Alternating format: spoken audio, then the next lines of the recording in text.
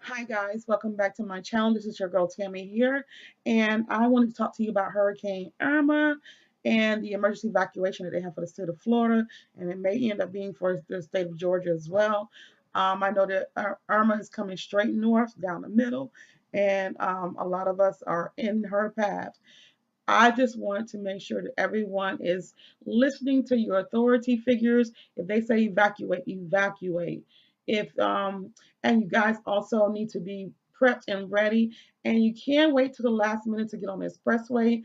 Traffic is jammed, you guys. It is so jammed. Find back roads if you have to. And if you haven't gotten on the road by midnight, please don't get on the road because you might be trapped. Okay, so preparing for Hurricane Irma, you need to just take a small backpack. You do not need to take a big suitcase because if you are end up having to walk for some reason, you want something that you don't have to carry in your hand, especially if you have kids, you want to have your kids in your hand. But you'll need some umbrellas, some kind of water boot or proper shoeing. You can't walk around in flip flops when you're dealing with rubbish. And make sure that your garments and clothing are in plastic. Take extra underwear and maybe one extra outfit because you can always stay clean and fresh and bathe, but you don't really necessarily need to have a lot of clothing garment, maybe two outfits at the most, and try to make light like dresses if you're a woman, something light and simple that won't take up a lot of space in your backpack because you'll need to have other items in your backpack that are going to be a necessity for your survival. You guys, I am praying that no one needs any of these things for their survival and that it's just, maybe some light flooding or whatever, or that the hurricane slows down, period. But just in case, do have keep an umbrella with you and a rain jacket. You can get a rain jacket from Dollar Tree. If I'm pretty sure it's too late because they've all been selling out. Also, make sure you include that first aid kit. That's the first item of that you should put inside your backpack. And the next will be flashlights and batteries for your flashlight. You'll definitely need that. If you have a cell phone, it is important that you also try not to use it so much, only use it for emergency situations. Set a time limit of 2 minutes so that you won't use your battery. And if you're fortunate to have an extra battery option to recharge your phone that's portable, please make sure you have that packed in your luggage as well. Now for food, you'll need an extra backpack for these items because you're gonna need plenty of drinking water. You're gonna need canned goods and water, tuna, easy foods that you can just pop over in the can that you can just peel back the can without having a can opener. In case your phones do die or get wet or are damaged, it's always wise to have a small radio. I know this is a big boom box, but I would have a small radio that I could carry with extra batteries for it as well. Just do your best to have as plenty batteries for your flashlight as well as your phone.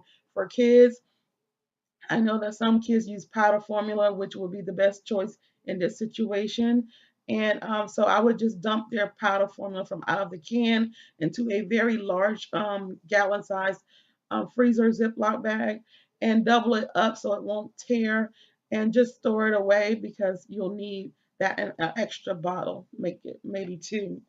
Also, another good thing for kids because kids, especially kids that can't talk and kids not old enough to know what to do and what to say in an emergency situation, you'll need to have a Sharpie pen so that you can write your information and your phone number, their name, their date of birth, and also the next of kin in case some unfortunate situation happen where you are separated or you are not found or located and your child is. Also, if it's flooding, please keep your kids high above the ground. Next, I am so concerned about pets. If you're a pet lover like me, you need to make sure that your pets are not trapped in a kennel. They cannot swim, survive, run, get away for cover if they are bound inside of a kennel. Please detach your animals from these kennels. If they're in a gated fence, please undo the fence.